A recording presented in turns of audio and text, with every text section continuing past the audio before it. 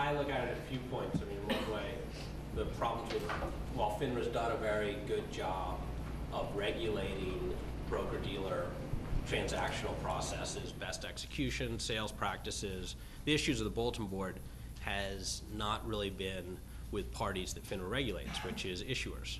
And it's how do you drive issuer compliance? And that's something we've worked hard at Pink Sheets with our Pink Sheets marketplace, really transparency driven, and then our OTCQX marketplace with qualitative and quantitative standards, which is build a market above the bulletin board.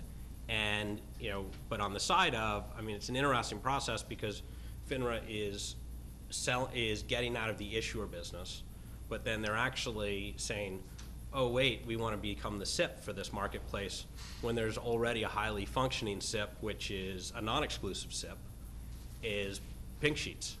And we provided a very good job of, we have a SIP function, and then we have an order delivery function, which is the CQS ITS of the market, has been there from private initiative, and we subsidize it by selling the data, and we've been very, very aggressive of selling the data. And partially you'll see in the NMS type proposals, FINRA's trying to create that there's this problem out here, which is quotes aren't consolidated. But in reality, everybody consolidates the quotes for best execution because it's a standard of brokers since the beginning of time that broker-dealers need to ascertain the best inter-dealer market, and they do. Our contract requires that that firms integrate with the bulletin board quote. So it's really not a problem out there, but that is, FINRA has decided dealing with the issuers is something which they haven't done right and they should pull back. But then on the other side is they want to grab another business which they see as a very attractive business, which is being the SIP. And historically, the SEC has pushed back on those type of events. When they brought out the bulletin board, FINRA wanted to require all market makers submit their quotes, and and that takes away a lot of flexibility because there are institutional orders on desk, there are dark orders, there are negotiated orders, and when you have a regulator saying you have to give me your quote, and because I'm going to put it in this quote stream where I get part of the revenue, is generally there's some constitutional issues called taking, and so it'll be an interesting process. I mean, I see it as there's a huge opportunity to be much more engaged with issuers and pull out the issuers that are seeking compliance in the space, and also try to create more of a record and documentation of the issuers that are not being compliant, and so that regulatory consequences can be brought against them. But also on the other side, I think there's a great warning of the Pink Sheets marketplace at the point of sale to the investor that a Pink Sheet security is not seen as a NASDAQ listed security. So the quote is on a different feed.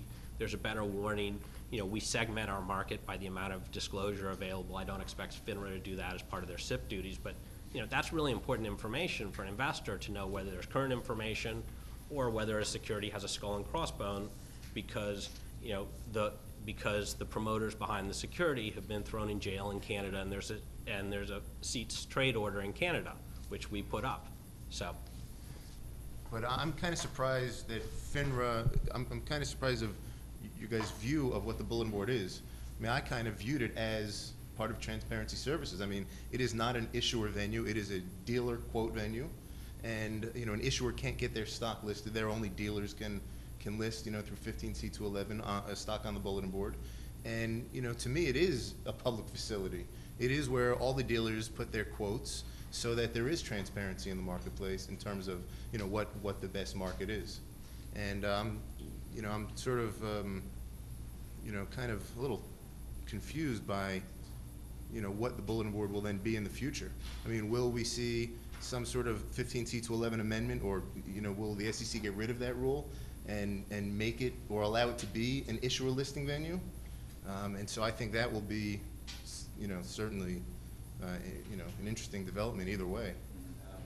On Cromwell's thoughts about us expropriating data or kind of making additional revenue, I mean, this is all still subject to commission rulemaking and UTP plan work, but at least right now, we don't intend to ask for additional money out of the UTP revenue, level 1 stream. So we'd be contributing that, we'd be taking our depth out of level 1 that we currently contribute from bulletin board, and then just putting an NBBO calculation. So, you know, hopefully, if one thing comes through from this meeting, this is not about us trying to make more revenue.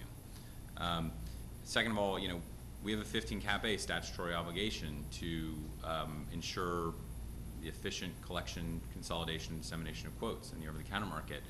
And there's fragmentation right now in the over-the-counter market. There's growth, huge growth in ADRs and foreigns that aren't bulletin board eligible.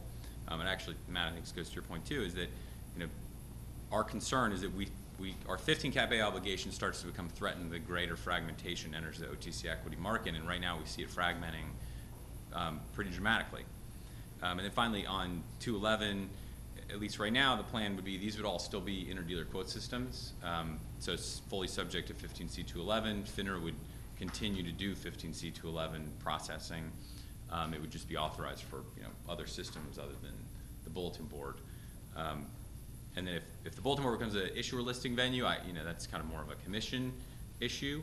Obviously, we've seen NMS stocks float down towards the OTC equity ranks over the last year, so it may be possible, but you know, we'd have to ask them, I guess, for that.